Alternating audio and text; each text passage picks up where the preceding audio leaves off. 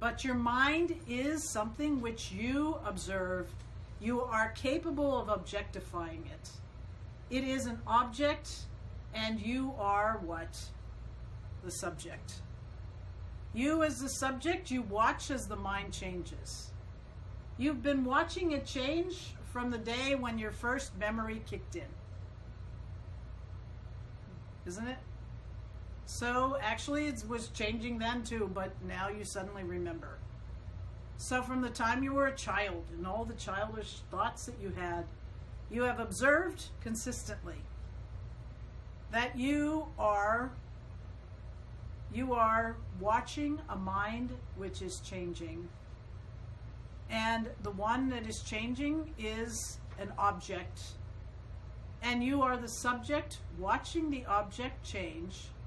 So you as the subject watching the object change cannot be your mind. And yet, in dismissing your mind and saying it is not you, we didn't dismiss you. You're still there as the subject. Okay? You don't get dismissed. You as the subject do not get dismissed. And if you have any doubts, you can try dismissing yourself.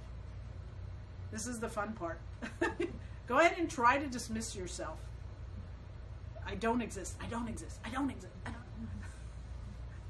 The more you try to do that, the more it's not going to happen. Okay? So you as the subject, you are there. And you have watched what? Change, change, change. Change, change, change. Anyway, so change. You're watching change. At all times, you're watching change. If you're watching change, what is it that is happening? Are you changing as you're watching change? The subject, you, are you changing? Are you changing? You can't be. If you were changing, you would never be able to register the change that is going on. So you are the subject, you are the constant. You are not changing even as you watch everything else change. That might be a little bit of an eye-opener, I suppose. Mm-hmm. But what does that tell you? You're watching change all the time. You know, all the time. Change, change. Everything is changing. The one who is even, you're watching even the, you go through the 3 states of experience, waking, dream, and deep sleep. You watch as your mind goes, is aware, is conscious. You watch when it's unconscious. In deep sleep, it's not conscious. You're watching it. Because you wake up and said, I slept well. And what else? You didn't know anything. What didn't know? Not you, the awareful being. Your mind didn't know. Your mind was knocked off. You saw that your mind was not functioning. But you were there watching what? A mind that wasn't there. So, yeah. It might be the case. So, anyhow, so you as the subject, you are never changing. Even as you watch everything else change, which is the next step for that is what? You are, if you are not changing as the subject, and you cannot objectify yourself because the subject is never subject to objectification, you can again try to objectify yourself as the subject. You can't do it.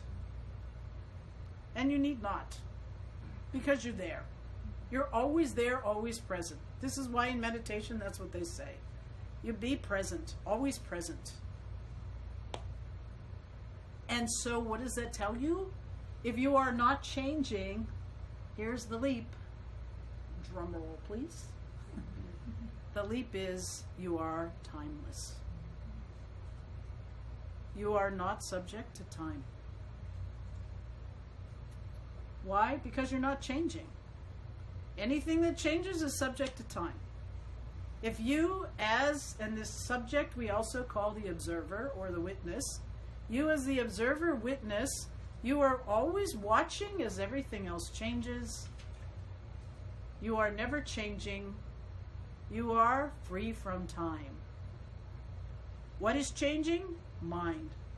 What else is changing? Body. What else is changing? The world. But you are not changing. You are ever present, timeless. This is, I think, what is meant by that term, immortal soul. They don't call it immortal soul for nothing. Again, a word. If the soul is immortal, which is how they describe it, using the word immortal, it's got to mean what?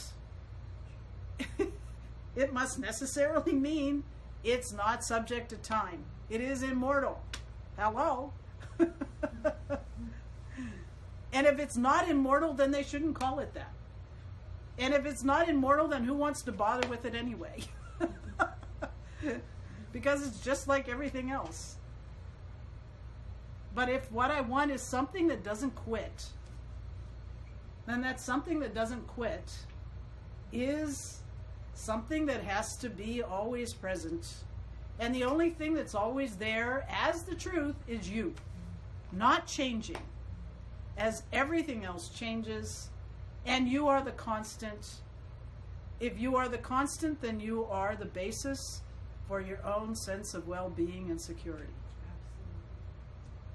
And if it doesn't feel like that, because people could say, well, that sounds good, but I don't feel like that.